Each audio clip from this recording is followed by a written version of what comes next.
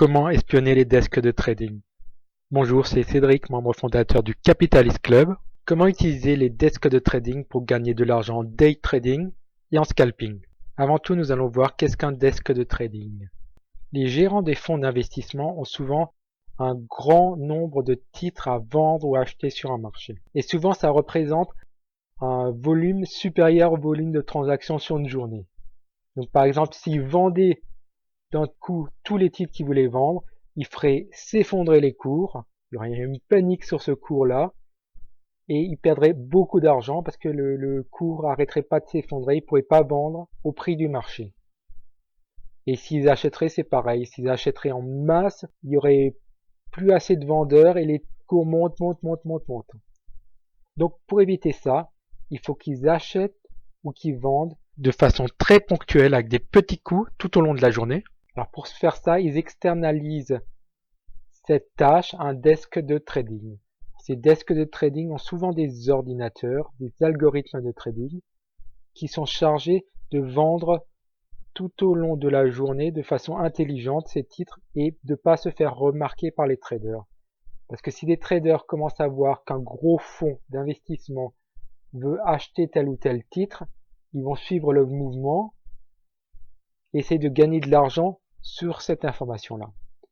Donc les desks de trading ont deux avantages. Premièrement, ils permettent d'être très discrets et deuxièmement, ils permettent de mieux vendre ou mieux acheter pour ces gros fonds qui ont des volumes très importants à écouler. Les fonds d'investissement ont donc externalisé cette partie de vente ou d'achat de titres à des desks d'exécution.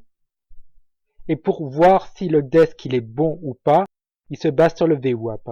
Si le desk achète en dessous du VWAP et vend au-dessus du VWAP, c'est que le desk il est plutôt bon. Et si c'est le contraire, c'est que le desk il est plutôt pas bon et qu'ils vont plutôt en changer. Donc ces desks d'exécution se basent sur le VWAP pour essayer de vendre ou d'acheter. Plus ils arriveront à acheter en dessous du VWAP, et mieux ils seront notés par leurs clients, et plus ils auront de clients, et plus leurs clients seront contents, et plus les clients leur verseront des commissions importantes. Et pareil pour la vente.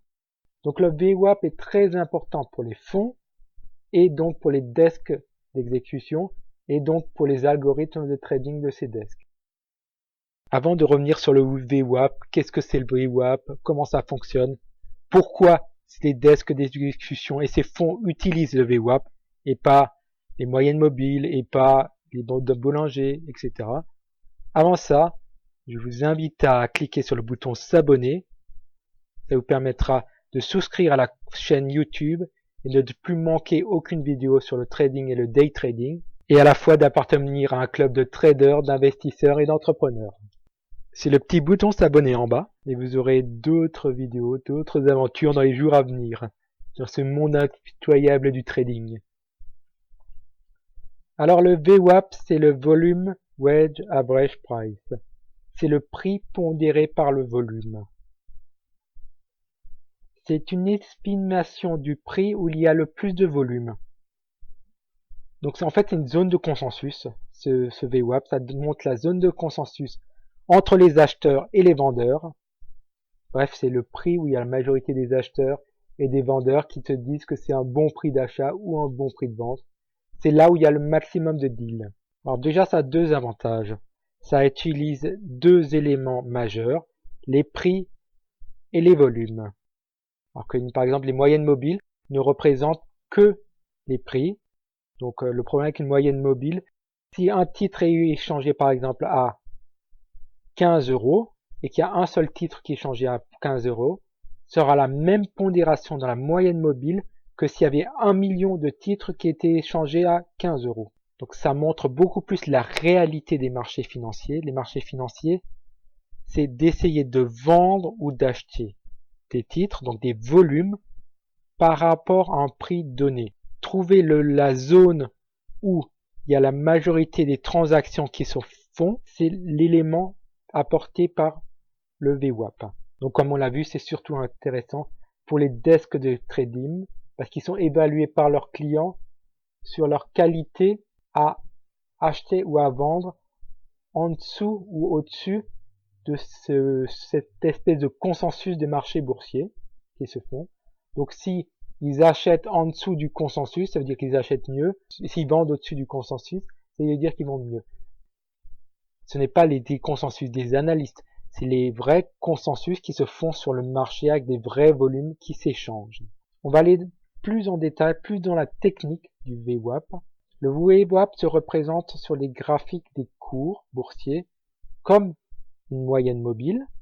Donc vous pouvez voir là, je vous ai représenté un VWAP en jaune avec les cours boursiers en chandelier japonais. C'est une espèce d'estimation du POC, du Point of Control, sur le Market Profile. Le Market Profile, le POC, c'est la zone où il y a le plus de volume échangé sur une journée. Donc ce VWAP, ou pour le Market Profile, tous ces éléments, c'est intéressant si vous faites du day trading ou du scalping. Si vous faites du swing trading ou des investissements plus long terme avec les options, des mélanges d'options et d'actions, etc., ça vous intéresse pas. Si vous faites du day trading ou du scalping, donc sur futur principalement, ou sur action pour certaines personnes, c'est vraiment un élément majeur et un élément important. Ça vous permet, dans certaines configurations de marché, de savoir ce que les grands fonds sont en train de faire et d'utiliser cette information en utilisant le VWAP éventuellement comme des zones de résistance ou de support, etc. En plus de ça, il y a les bandes de VWAP que vous avez représentées dans ce graphique-là. Ces différentes bandes, c'est comme un peu les bandes de Bollinger, mais en dérivant du VWAP et pas des moyennes mobiles.